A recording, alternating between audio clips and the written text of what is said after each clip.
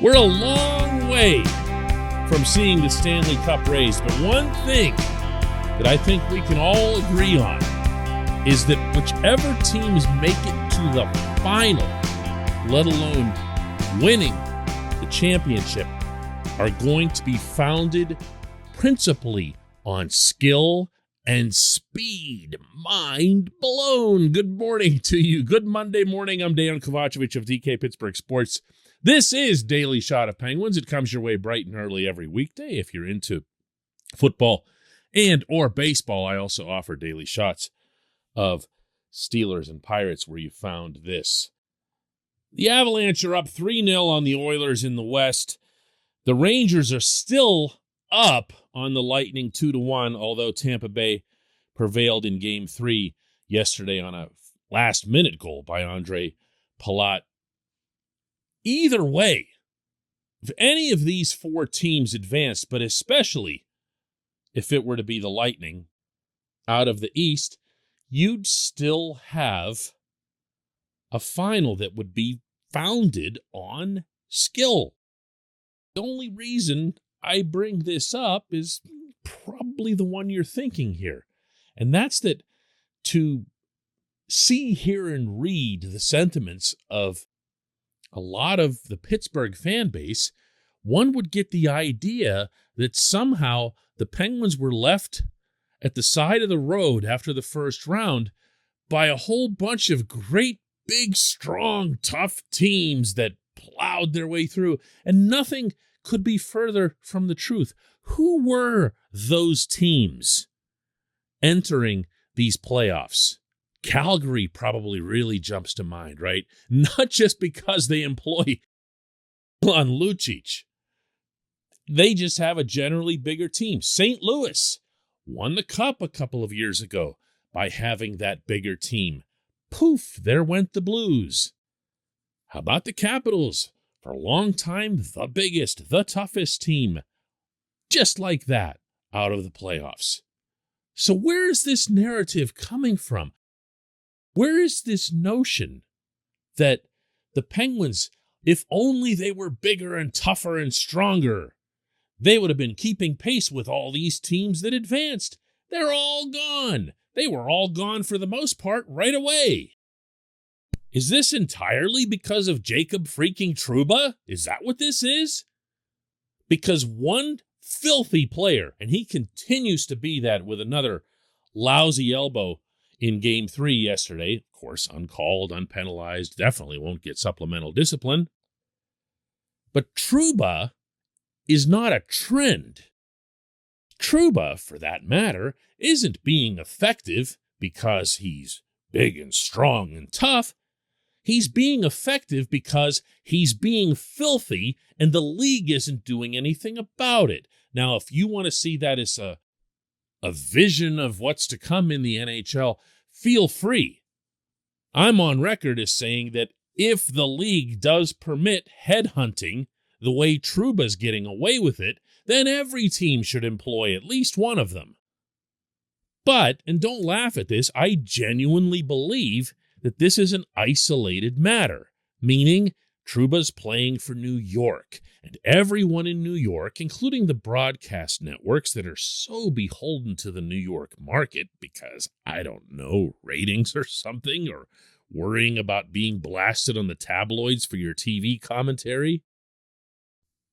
But between all of that publicity, the positive publicity generated in New York for Trouba, who's now being seen as some sort of conquering hero, that's where the NHL is. That's where the league offices are. And we're not so advanced as a society that that doesn't still matter. This portion of Daily Shot of Penguins is brought to you by the good people at the Greater Pittsburgh Community Food Bank, where they're committed to providing food for all of our neighbors in need across Western Pennsylvania. They, in turn, need your help. Find out how $1 can be turned into 5 full meals for those in need. Visit pittsburghfoodbank.org. So no, I don't believe Trouba portends a trend. I do believe that the league has a real New York problem, but I believe within that the league's not going to do anything about it because the league's going to pretend that it doesn't exist. Beyond that, though, where does one come up with a solid argument? What is that convincing argument that the Penguins should get bigger and stronger? Based on what? That they couldn't outplay the Rangers? They did outplay the Rangers in 6 of the 7 games. The Penguins also backed by a journeyman AHL goaltender for the overwhelming portion of that series. And let's not pretend that that didn't decide it. Is it because the Penguins were hit a lot by the Islanders the previous year? Okay, but here again, the skaters, the 10 skaters on the rink at any given time, displayed a significant tilt toward Pittsburgh in every single regard. The only thing that separated those two teams, and I'm not telling you anything you don't already know, was that Tristan Jarry fell completely apart. He's part of the team, of course, but having a better Jarry would have had absolutely nothing to do with getting bigger or stronger. Having someone other than an AHL journeyman in net against the Rangers wouldn't have had anything to do with getting bigger or stronger either. The Penguins were just fine in those areas. They're tough the way Mike Sullivan wants them to be, which means, for the most part, other than Evan Rodriguez in Game 6, they did really, really well to skate away from trouble. They stayed disciplined.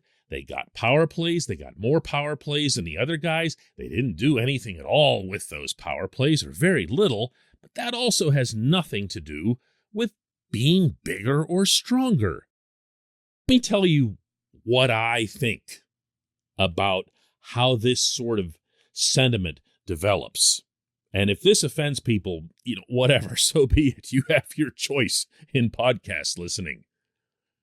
When you're watching the game, whether you're at PPG Paints Arena or you're at home in front of your television, and you see a Trouba or something else happen to your team, even just pushing and shoving, even between the whistles stuff, you get mad. It's human nature. And because you're mad, there are actually times where you'd rather see your team go out of its way to exact revenge, even if it means sitting in the box, because you want to send a message. You want to have your anger acted out on the ice. You find that satisfying. And I'm saying all of this because I've been there. I know exactly what that feeling is like. Nothing in the moment feels better than that moment of revenge. I was in the Civic Arena when the entire city was ready to come down on Adam Graves of the Rangers for having deliberately cracked Mario Lemieux's wrist. It was a bloodletting. It wasn't a hockey game. And the fact that the Rangers ended up winning that one in overtime only made what happened later with the Penguins taking the series on the Ron Francis goal only the greatest single moment in that arena's history in my mind. Why? We were all mad. We were furious. We wanted somebody to act that out for us. Well, listen, that's not hockey in 2022. It's not hockey the way Sullivan wants it to be played. And the way Sullivan has it played works a heck of a lot better when he's got even average NHL goaltending behind it. When we come back, just one question.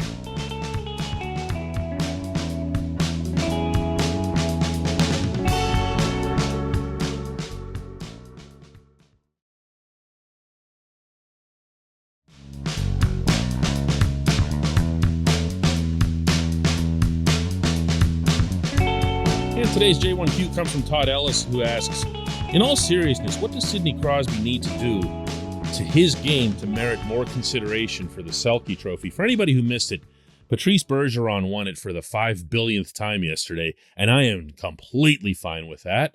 I cast a vote for all of the NHL awards, and Bergeron was my number one selection. We're required to submit 5 names, actually, and number them 1 through 5, and that is how the votes get counted. There's points assigned to each vote. And Sid wasn't one of my top 5. I got to be honest with you, Sid wasn't a consideration for me.